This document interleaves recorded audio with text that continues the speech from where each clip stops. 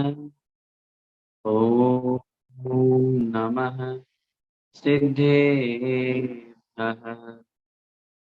नमो अरिहन्ताणं, नमो सिद्धाणं, नमो आयर्याणं, नमो वज्रायाणं, नमो लोये सौसाहूणम्।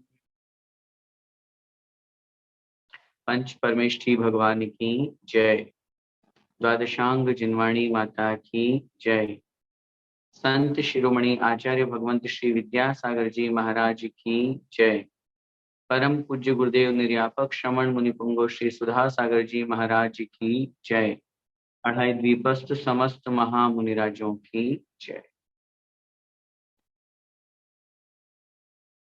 श्रमण संस्कृति सिद्धांत प्रवेशिका भाग 1 का हम सभी स्वाध्याय कर रहे हैं और इस पुस्तक के माध्यम से हम बहुत अच्छी तरह से छोटी छोटी उन बातों को समझने का प्रयास कर रहे हैं जिनके माध्यम से हम अपने जीवन को बहुत सुंदर और बहुत अनुकूल और बहुत अच्छा बना सकते हैं।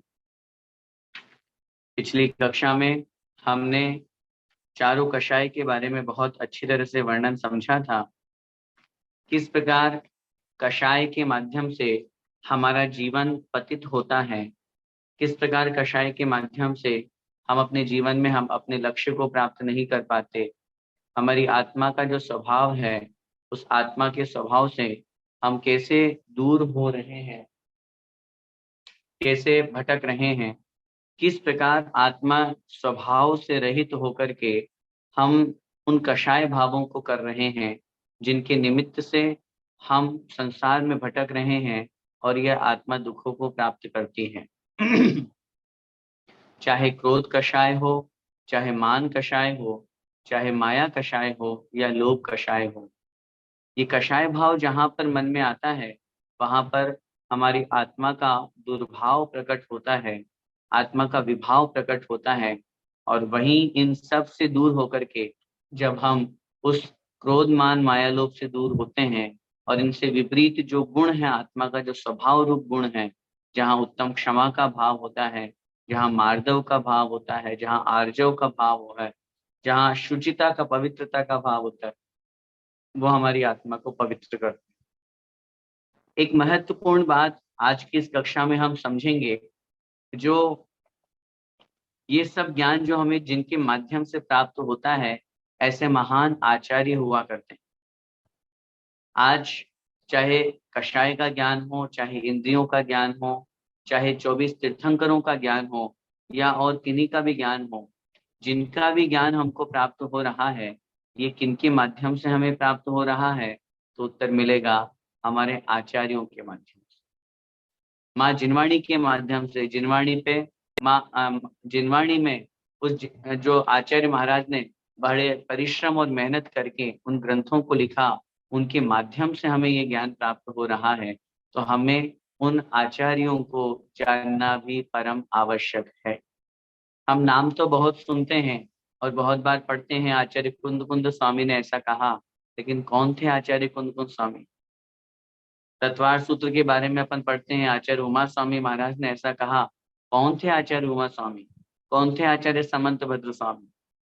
आज हम जैसे हमारे समक्ष आचार्य श्री विद्यासागर महाराज हैं और भी अनेक आचार्य हैं, तो जैसे हम उनको जानते हैं, देखते हैं, उनका जीवन चरित्र, उनके द्वारा लिखी हुई पुस्तकें, उनके प्रवचनों को हम सुनते हैं, ऐसे ही पूर्व में इस पंचम काल के प्रारंभ में उन स्थितियों में जिस समय हमारे शास्त्रों को लिखना परम आवश्यक था, बहुत जरूरी था, तब उस समय आचार्यों ने शास्त्रों को लिखा।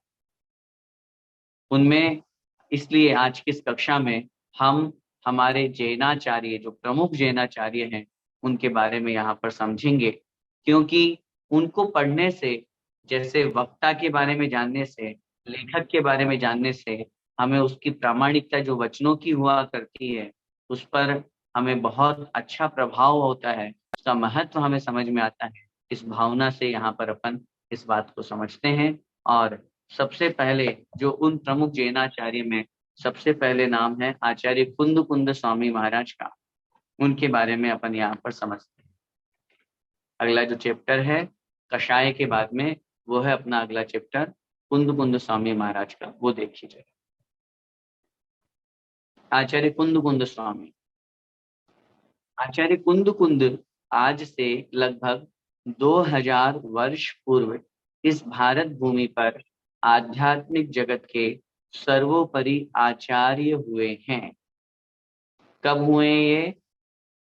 क्या लिख रहे हैं यहाँ पे? लगभग 2000 वर्ष पूर्व। इसका मतलब अभी हमारी 21वीं सदी चल रही है। 21वीं सदी चल रही है तो आचार्य कुंद कुंद महाराज पहली शताब्दी में हुए। 2000 वर्ष पूर्व 21वीं सदी, एक सदी 100 वर्षों की होती है ना, तो 2100 2000, जैसे अपन अपना बोलते हैं 2023 चल रहा है तो 21वीं सदी प्रारंभ हो गई। तो उस दृष्टि से भी लगाएंगे तो हमें आचार्य कुंद कुंद महाराज पहली शताब्दी के, पहली सदी के, मतलब आज से लगभग 2000 वर्ष पूर्व इस पृथ्वी पर, इस भारत भूमि पर आचार्य कुंद कुंद महाराज हुए। और उनके लिए लिख रहे हैं ये आध्यात्मिक जगत के सर्वोपरि आचार्य। कौन से जगत के? आध्यात्मिक जगत के। आध्यात्मिक जगत का मतलब आत्म स्वरूप, आत्मा का वर्णन, विशेष रूप से अध्यात्म शब्द जो लिखते हैं ना, अपन अध्यात्म शब्द बोलते हैं, अध्यात्म शब्द लिखते हैं, तो अध्यात्म का मतलब अधि आत्म, संधि विच्छेद करेंगे अध्यात्म का तो क्या अर्थ निकलेगा? अधि आत्म, अर्थात जहां आत्मा में, अधि माने में, आत्मा में जहां पर वर्णन होता है, आत्मा का जहां पर वर्णन होता है, आत्मा के बारे में जहां पर समझाया जाता है, उसे हम कहते हैं अध्यात्म। और उस अध्यात्म का वर्णन जहां पर हुआ है, जिन शास्त्रों में हुआ है, उन शास्त्रों को लिखने वाले अगर कोई महान आचार्य हुए हैं तो वो है आचार्य कुंद कुंद महाराज। और देखा जाए तो आचार्य कुंद कुंद महाराज जैसा अध्यात्म वेत्ता, अध्यात्म के लेखक आज तक दुनिया में नहीं हुए। अभी अपन इनके जीवन चरित्र के बारे में पढ़ेंगे तब अपने को समझ में आएगा। इन्होंने 84 पाहुड़ लिखे। पाहुड़ माने शास्त्र, पाहुड़ प्राकृत का शब्द है, संस्कृत में इसे प्राभृत कहते हैं और हिंदी में अगर अपन अर्थ लगाएं तो वो शास्त्र कहलाते हैं। 84 पाहुड़ इन्होंने लिखे, 84 शास्त्र लिखे। इतने बड़े महान आचार्य, समय सार, नियम सार, प्रवचन सार, पंचास्तिकाय, अष्टपाहुड़, ये सब। तो इसलिए ऐसे महान आचार्य होने के कारण ही इनको यहाँ पर कथन किया गया है अध्यात्म के, आध्यात्मिक जगत के सर्वोपरि आचार्य, सर्वश्रेष्ठ आचार्य। आगे लिख रहे हैं आपके महान आध्यात्मिक चिंतन से संपूर्ण भारतीय मनीषा प्रभावित हुई है। मनीषा का मतलब था बुद्धि। आपके आध्यात्मिक चिंतन से भारतीय संस्कृति को एक नया आयाम मिला है, नई वस्तु मिली है इस प्रभाव से, और उसमें एक अद्भुत मोड़ लिया है। क्योंकि जैसे जैसे कोई महान आचार्य होते हैं, कोई विशेष विचारक होते हैं, कोई विशेष लेखक हुआ करते हैं, तो विशेष राइटर होते हैं, उससे समाज को एक प्रेरणा मिलती है। जैसे सामान्य से उदाहरण से अपन समझें कि अन्य मतावलंबियों में भी कोई हिंदी में भी बहुत अच्छे अच्छे राइटर हुए, संस्कृत में भी या इंग्लिश में भी कोई अच्छे राइटर हुए, तो उनके राइटिंग से, उनके लेखन से, उन्होंने जो लिखा उसके माध्यम से समाज में एक नई चेतना जागृत होती है, समाज को एक ज्ञान मिलता है, समाज को एक दिशा मिलती है, समाज को बोध होता है, आगे बढ़ने के लिए प्रेरणा मिलती है। तो ये सब जो मिलती है, ये सब उन महान चिंतकों, महान विचारकों, महान सुधीर श्राव जो लेखक होते हैं उनके माध्यम से प्राप्त होती है। इसलिए यहाँ पर आचार्य महाराज लिख रहे हैं, ये इनके बारे में लिख रहे हैं कि इससे पूरी भारतीय मनीषा प्रभावित हुई है और उससे एक बहुत महत्वपूर्ण मोड़ आया है।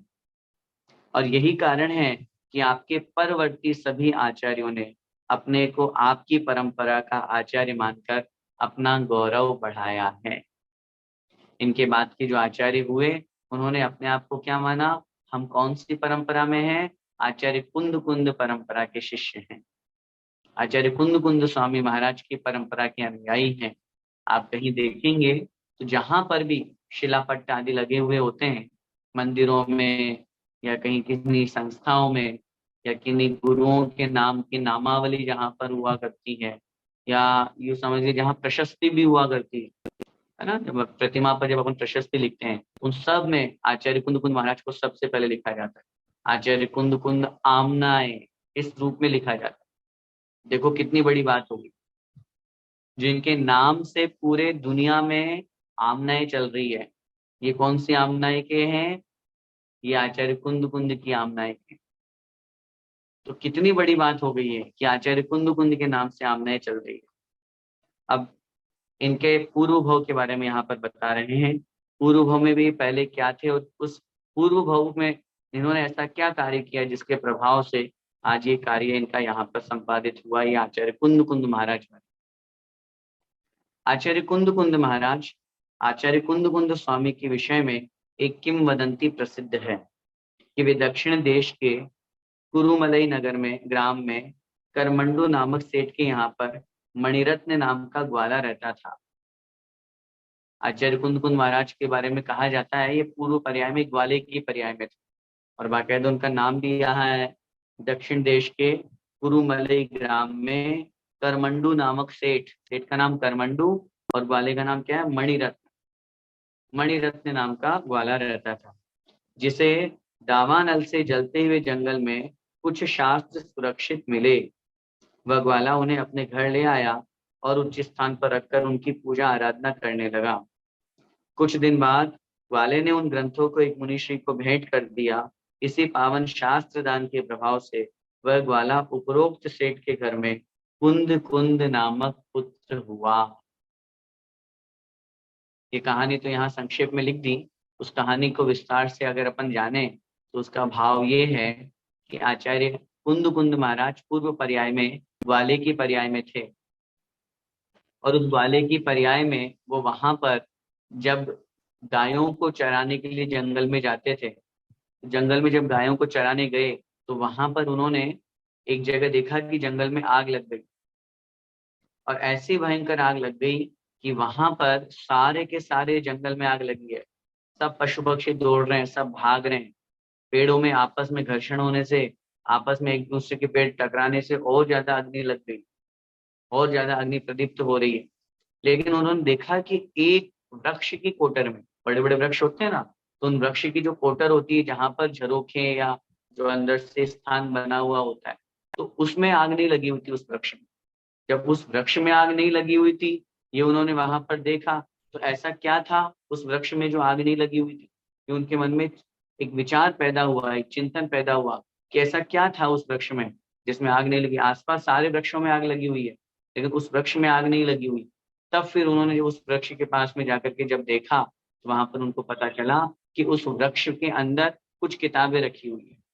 और किताबें तो चूंकि वो उन्होंने इस रूप में है ना कि वो जानते नहीं थे कि ये शास्त्र है क्या है, वो आगम थोड़ी जानते थे।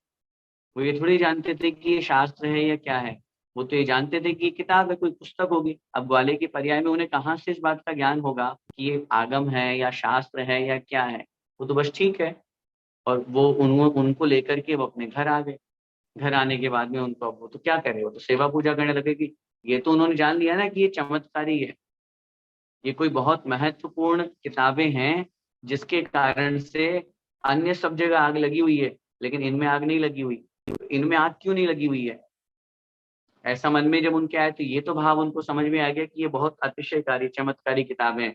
और वो घटना उनको याद आ रही है कि जैसे उन्होंने वो किताब वहां उस कोटर में से निकाली, वृक्ष में से निकाली, थोड़ा आगे चलने के बाद उस वृक्ष में भी आग लग गई। इसका मतलब एक देवीय शक्ति थी जो उन किताबों को वहां पर, उन शास्त्रों को, उस आगम को सुरक्षित रखे हुए थी। तो ये भाव उनके मन में जब उपस्थित हुआ, वास्तव में ये बहुत चमत्कारी है। लेकिन अब ग्वाले के पर्याय में कुछ जानते नहीं, कुछ समझते नहीं, और उन्होंने उस ग्वाले के पर्याय में वहां पर उन एक मुनि महाराज को वो सारे के सारे शास्त्र भेंट कर दे दिए। ठीक है, अब मेरा कोई काम ही नहीं है, मैं पढ़ना ही नहीं जानता, तो क्या करूं?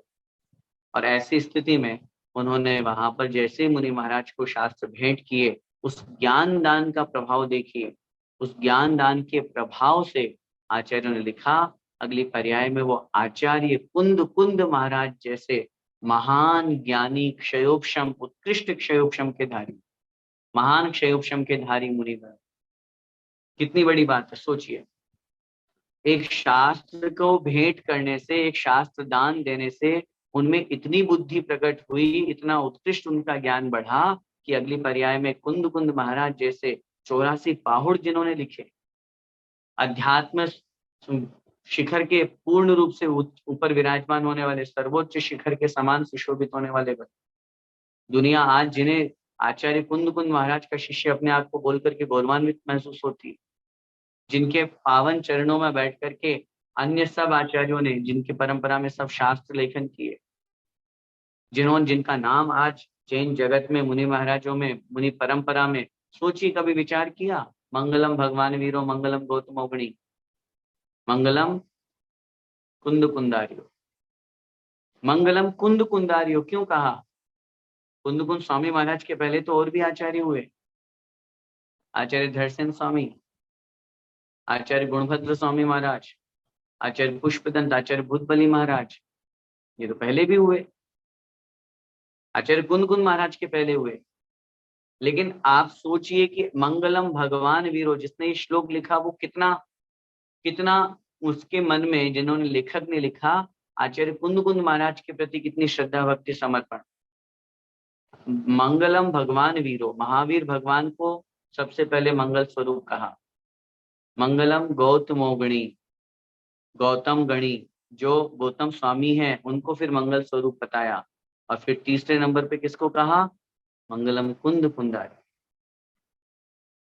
कुंद कुंद स्वामी महाराज को मंगल का। किसको मंगल कहा? कुंद कुंद स्वामी। धरसेन स्वामी को नहीं लिखा, पुष्पदंत भूतबली को नहीं लिखा, गुणभद्र स्वामी को पूर्व में हुए ना आचार्य और भी तो, या गौतम स्वामी के बाद सीधे कुंद कुंद स्वामी महाराज हो गए? गौतम स्वामी के बाद तो और भी बहुत सारे गणधर हुए, जो केवली हुए, शुद्ध केवली हुए, श्रीधर स्वामी हुए, ये सब जो हुए, नंदी अपराजित आदि, इन सबको वहां पर लेखक ने मंगल स्वरूप नहीं कहा। कितनी बड़ी बात है, वहां उन्होंने मंगल स्वरूप माना आचार्य कुंद कुंद महाराज को। कितनी बड़ी बात है, सोचिए जरा कि गौतम गणधर स्वामी के बाद सीधे आचार्य कुंद कुंद महाराज का नाम लिया जा रहा है।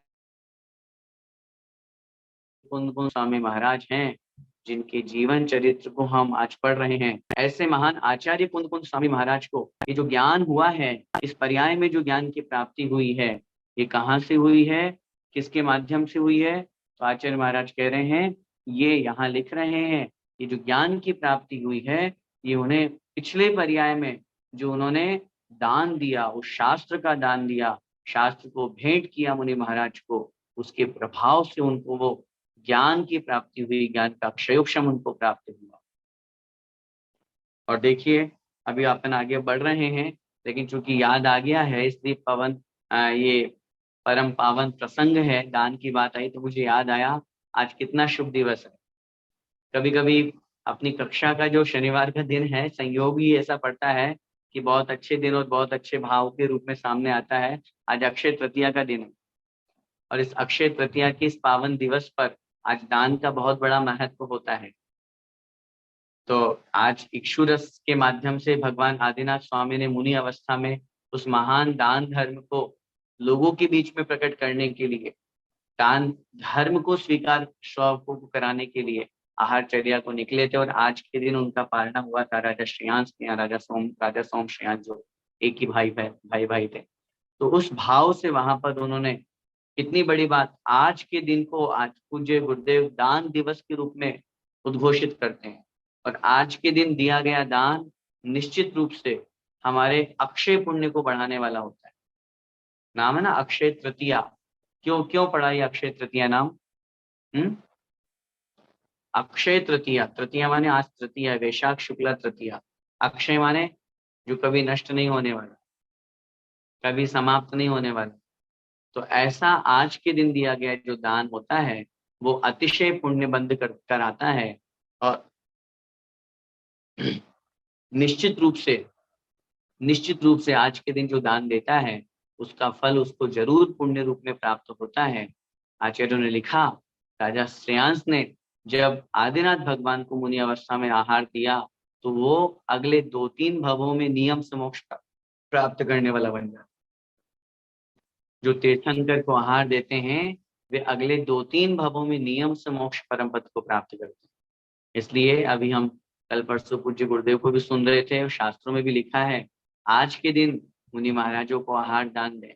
मुनि महाराज नहीं हो तो शास्त्रों को छपाएं। जो हमारे योग्य श्रावक हैं, साधर्मी श्रावक बंधु हैं, उनको हम दान दें। उनको दान दे करके अतिशय पुण्य को हमको कमाना चाहिए ताकि दान की परंपरा हमारी बनी रहे। अपन दान दें ये मत सोचिए मेरे परिवार की तरफ से दान निकल गया, नहीं, परिवार में जितने सदस्य हैं उतने सदस्य दान दें।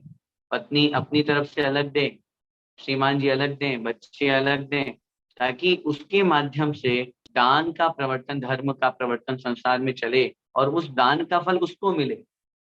आप देंगे दान तो आपको फल मिलेगा, आपके बच्चे को नहीं मिलेगा। बच्चा दान करेगा तो उसका फल उसको मिलेगा, वो अपनी पॉकेट मनी में से निकाल करके दे, अपने पैसे का दान दे।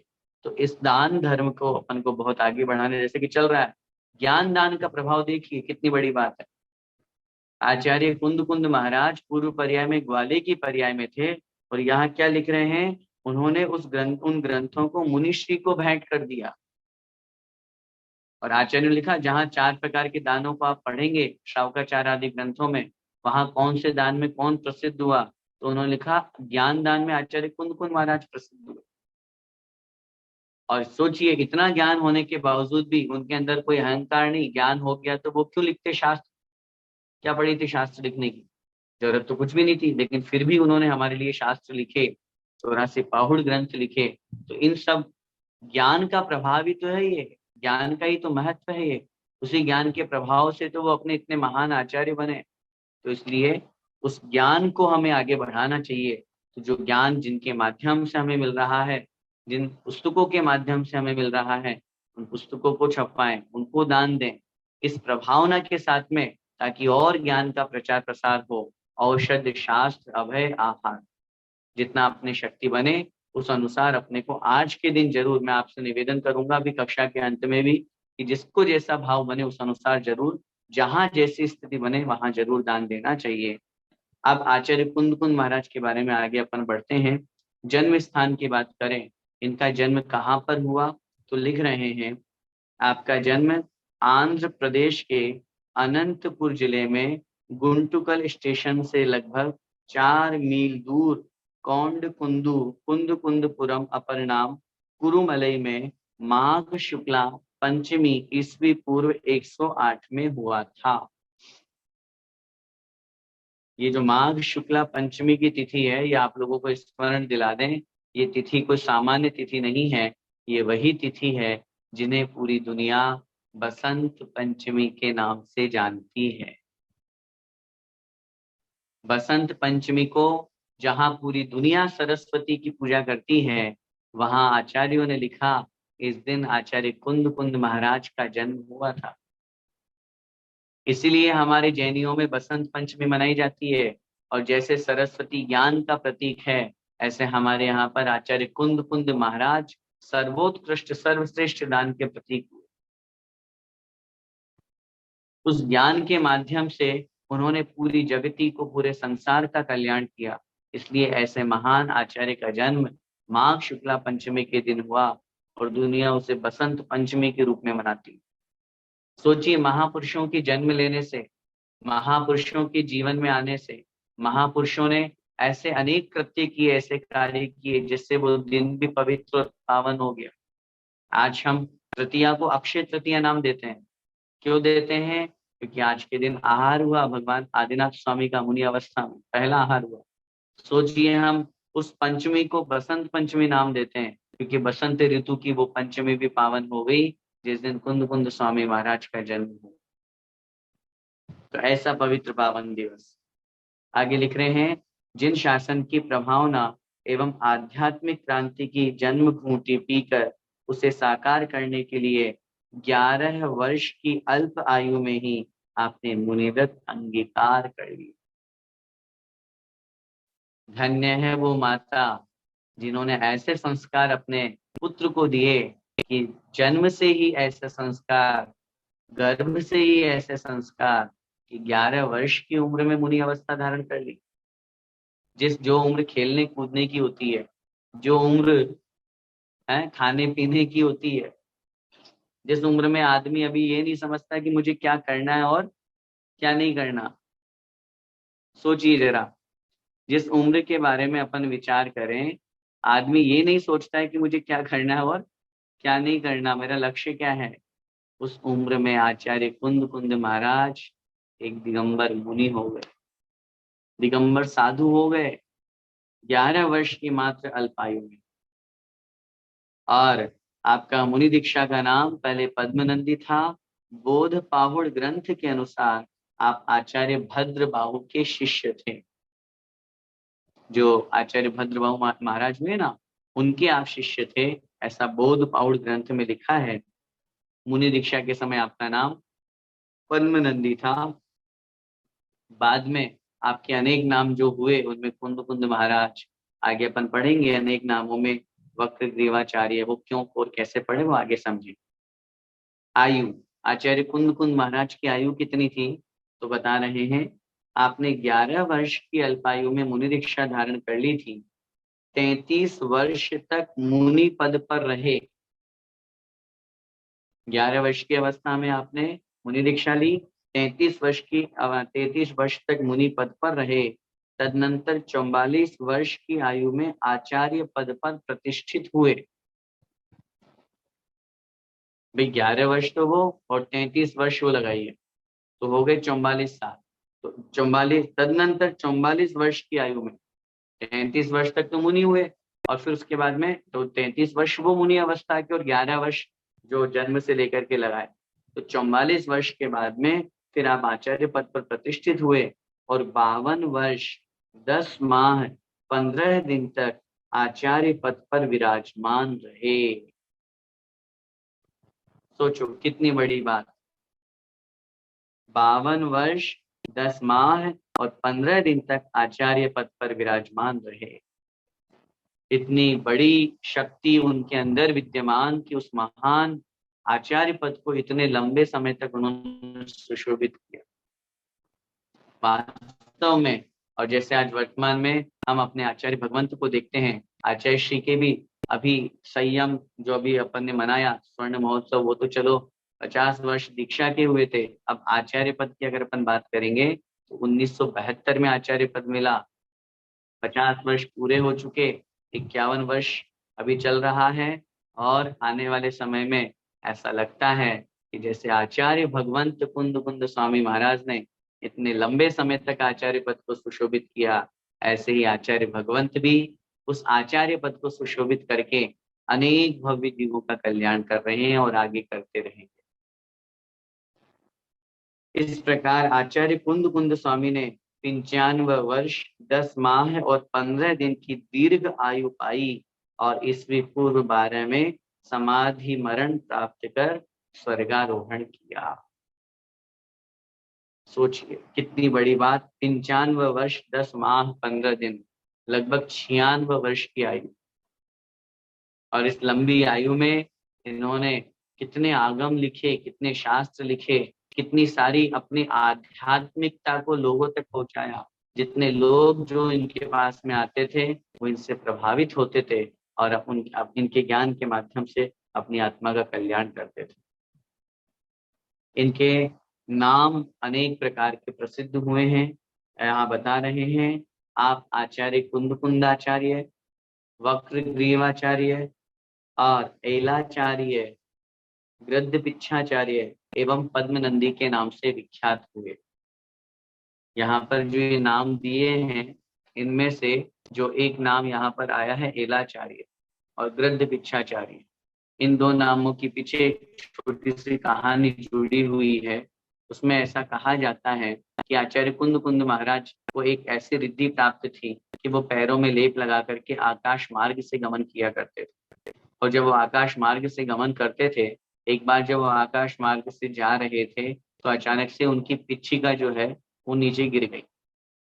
और हम सभी सिद्धांत और आगम समझते हैं कि अगर मुनि महाराज की पिच्छिका नीचे गिर जाती है या चली जाती है कहीं पे भी, तो मुनि महाराज फिर आगे विहार नहीं करते। 7 कदम से आगे नहीं चलते। अब क्या करे, वो तुरंत वापस नीचे उतरे, और नीचे उतरने के बाद में और वहां उन्होंने गिद्ध के जो पंख थे, क्योंकि जैसे मयूर के पंख होते हैं ऐसे ही गिद्ध के पंख होते हैं जो बड़े कोमल होते हैं, उन गिद्ध के पंखों के माध्यम से उन्होंने वहां पर एक पिच्छिका बनाई, और उस पिच्छिका को बना करके और फिर अपना काम चलाया और आगे बढ़े। इसलिए इनका नाम गिद्ध पिच्छाचार्य हो गया।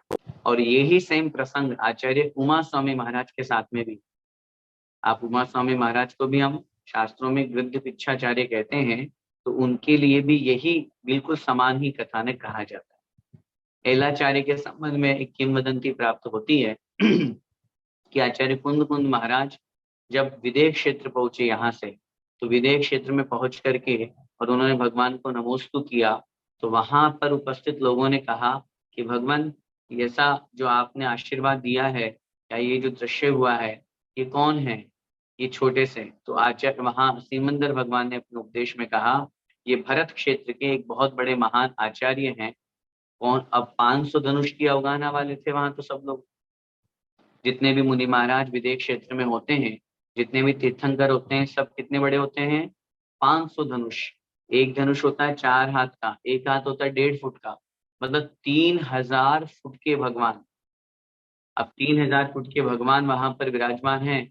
और अपने कुंद कुंद महाराज की बात करें तो पंचम काल के प्रारंभ में हुए तो कितने, 7 हाथ की मैक्सिमम। तो अब 3000 फुट में जब 7 हाथ लगाएंगे, हाथ का भी अगर अपन फुट बना लेंगे तो लगभग 10.5 फुट। 3000 फुट में 10.5 फुट कितना सा होगा, एक इलायची के बराबर। तो संस्कृत में इलायची को कहते हैं एला।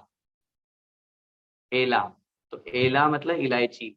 तो जो आचार्य इलायची के बराबर हो विदेह क्षेत्र की अपेक्षा से, इसलिए इनका नाम एलाचार्य पड़ा। वक्रग्रीव भी इनका गर्दन टेढ़ी होने की वजह से वक्रग्रीवाचार्य नाम पड़ा। तो इस प्रकार पद्मनंदी जैसा कहा कि दीक्षा के समय नाम था ही सही, और कुंद कुंदपुर में इनका जन्म हुआ, इसलिए इनका नाम कुंद कुंदाचार्य पड़ा। तो इस प्रकार इनके ये अनेक नाम से ये विख्यात हुए। कृतित्व देखिए, कितनी सारी कृतियां हैं इनकी, कितने सारे शास्त्र इन्होंने लिखे हैं, वहां पर बताए गए हैं। समय सार, समय सार, प्रवचन सार, नियम सार, पंचास्तिकाय, वारसाणुपेक्षा, ऐसा एक ग्रंथ है जिसमें पूरे 12 अनुप्रेक्षाओं का वर्णन है।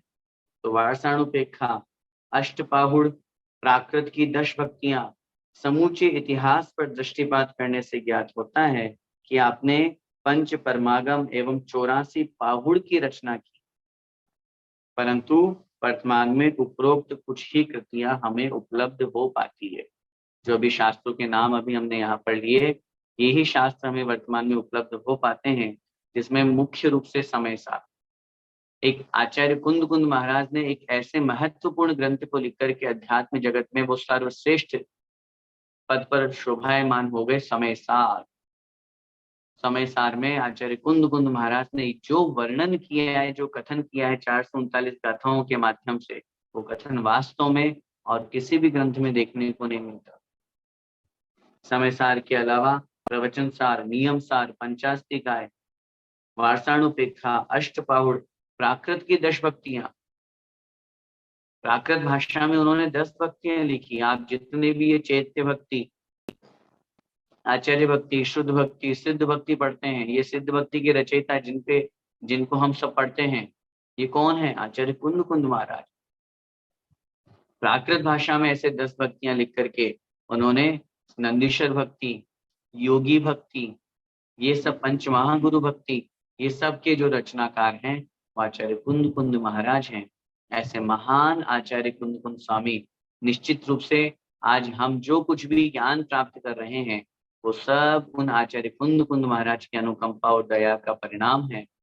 नहीं तो अगर कुंद कुंद स्वामी महाराज नहीं होते तो हमें कौन सिखाने वाला था, हमें कौन बताने वाला था, कौन ज्ञान कराने वाला था।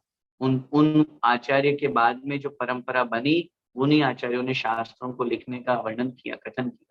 तो ऐसे महान आचार्य इस महान सदी के 21वीं सदी में आज हमें जो ज्ञान है, आज से 2000 वर्ष पूर्व आचार्य कुंद कुंद महाराज हुए, और उन्होंने इस कुंद कुंद महाराज ने वास्तव में जैन जगत को, जैन संस्कृति को जो साहित्य प्रदान किया। और आप उनके शास्त्रों को पढ़िए, अष्टपाहुड़ पढ़े, जरूरी नहीं कि समय साथ पढ़े ही पढ़े, जिसका जैसा लेवल है, जो जैसा अभ्यास करना चाहता है वैसा अभ्यास करें। और जैसे जैसे अपन आगे बढ़ते जाएंगे, जैसे जैसे उनके बारे में समझेंगे, तो अपने को लगेगा कि देखो कितनी उत्कृष्ट बात इन्होंने यहाँ पर कही है, कितनी मार्मिक बात यहाँ पर कही है। क्योंकि जो वर्णन आचार्य कुंद कुंद महाराज ने किया है, ऐसा वर्णन किन्हीं आचार्यों ने नहीं किया। अष्टपाहुड़ में दर्शन पाहुड़ पढ़िए, सम्यक दर्शन का क्या विवेचन आचार्य महाराज ने किया है। चारित्र पाहुड़ पढ़िए, वहां पर उन्होंने शील पाहुड़, लिंग पाहुड़, बोध पाहुड़, श्रुत पाहुड़, ये सब पाहुड़ लिख करके उन्होंने जो कल्याण किया हम श्रावकों का। जहां एक तरफ आचार्य कुंद कुंद महाराज ने मुनि महाराज को त्रैलोक्य पूज्य बताया, दिगंबर मुनि महाराज जो होते हैं वो तीनों लोकों में पूज्य होते हैं, तीनों लोकों में महान होते हैं। वहीं दूसरी तरफ उन्होंने उन्हीं दिगंबर मुनि महाराजों को सावधान किया, सावचेत किया, और कहा यदि किंचित मात्र भी परिग्रह होता है कि दिगंबर मुनि साधु के पास में, तो फिर वो सच्चे गुरु के रूप में पूजा नहीं जाता, वो सच्चे साधु के रूप में पूज्य नहीं होता। इसलिए हम सब उन महान आचार्यों को पढ़ करके, आचार्य कुंद कुंद महाराज, मैं हमेशा ये विचार करता हूँ और आप लोगों को भी ये बोलना चाहता हूँ, जब कभी भी हम शास्त्र स्वाध्याय करें, जब कभी भी हम जिनवाणी को सुने, उस समय हमारे अंदर कितना आह्लाद भाव आना चाहिए, कितना उत्कृष्ट भाव आना चाहिए कि आज मुझे ये सब जो ज्ञान हो रहा है, ये किन की अनुकंपा से हो रहा है, किन के माध्यम से हो रहा है। आचार्य कुंद कुंद महाराज ने शास्त्र लिखे हैं, अगर वो शास्त्र नहीं लिखते तो उनका क्या कोई कल्याण कम होता, उनको कोई कमी पड़ जाती क्या? सोचिए जरा। आचार्य कुंद कुंद महाराज, आज अपने को अपन आज उनके बारे में पढ़ रहे, 95 की एज में 10 वर्ष, जो 95 और साथ में 10 माह और 15 दिन, मोटा मोटी 96 मान लेते हैं अपन। 96 की एज में उन्होंने समाधि मरण किया। एक ग्रंथ को लिखने में कितनी मेहनत होती है पता है? कैसे लिखा जाता है शास्त्र, कैसे कैसे टंकण किए जाते हैं। आज तो बहुत सुविधाएं हैं हमारे पास में, बहुत कुछ सुविधाएं उपलब्ध है। इस ग्रंथ की फोटोकॉपी करानी है, तुरंत गए और फोटोकॉपी करा करके अपन आ गए। लेकिन पहले के समय में, जिन समय आचार्यों ने ताड़पत्र पर ग्रंथ लिखे, कैसे उकेरे जाते हैं। जैसे आपने कभी देख शिलालेख को टंकण करते हुए देखा, टांची से लिया छेनी और उसके ऊपर टांच रहे हैं, एक शब्द को लिखने में कितनी मेहनत हो रही है। ऐसे ही हमारे आचार्यों ने बहुत मेहनत करके ताड़पत्र, उस समय कौन स्याही का मुनि महाराज प्रयोग करते नहीं है, दिगंबर मुनि, और वो उस टंकण को, ताड़पत्र को लेकर के, और जो कांटे आदि आते हैं जो वृक्ष के, जो तीखा कुछ भी वस्तु है, उससे लेकर के उनको नमो लिखना है तो कैसे लिखेंगे, ऐसे टाँचेंगे उसको ऐसे। अब देखिए,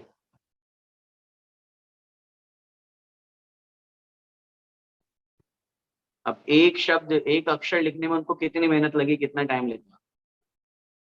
ऐसी ऐसी मेहनत करके उन्होंने ज्ञान को शास्त्रों में पिरोया है, उस अध्यात्म को हमारे लिए लिखा है।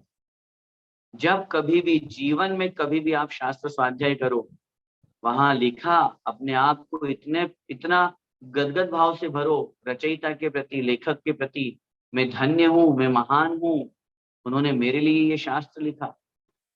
हम और आप क्या सोचते हैं, ये शास्त्र किसके लिए लिखे आचार्य कुंद कुंद महाराज ने? हमारे लिए हैं, हमारे लिए। जब मैं आपको चिंतन देता हूँ, कभी आचार्य श्री के पास में जाने का हमारा मन बना और बड़ा भाव बना करके हम गए, किन्हीं भी गुरु के पास में, उदाहरण आचार्य श्री का, तो और वहां पहुंच करके हमारे मन में ये भाव है कि हम आचार्य श्री से बस 2 मिनट बात करने को मिल जाए, कोई चर्चा करनी है, आशीर्वाद लेना, चलो यूं मान लो कि चलो दुबई में मंदिर बनवाने का ही आशीर्वाद लेना। अब उस स्थिति में हम अंदर पहुंच गए और आचार्य श्री आशीर्वाद हमें दे रहे हैं, आचार्य श्री से चर्चा करने का मौका मिल रहा है। सोचना, विचार करना, चिंतन देखना। आचार्य श्री के पास बैठे हैं, आचार्य श्री ऊपर तख्त पे हैं, हम नीचे बैठे हुए हैं, आचार्य श्री हमें समझा रहे हैं, आशीर्वाद दे रहे हैं, ऐसा ऐसा ऐसा करना। अगर उस समय हमारे जेब में मोबाइल बजेगा, मैं आपसे पूछता हूँ, क्या फोन उठाओगे? हैं? नहीं उठाएंगे। उस समय अगर बगल वाला कुछ कह रहा होगा तो क्या उसकी बात सुनोगे? नहीं सुनेंगे। उस समय अगर हम सुबह से लेकर के प्रतीक्षा कर रहे हैं, 12-1 बज गया सामयिक के बाद भी आचार्य श्री हमें का मौका मिला है, तो हम भूखे हैं, तो क्या उस समय हमारा भाव जाएगा खाने की ओर? नहीं जाएगा। क्यों नहीं जाएगा? क्योंकि वहां पर हमें आचार्य श्री व्यक्तिगत समझा रहे, पर्सनली समझा रहे। आचार्य श्री वहां जो उपदेश दे रहे हैं वो किसके लिए दे रहे हैं? मेरे लिए, मुझे समझा रहे हैं। तो ये भाव जहां व्यक्तिगत आ रहा है, वहां हम बिल्कुल फुल अपना 100% इंटेंशन देते हैं, अपना 100% देते हैं, नहीं मुझे सुनना है।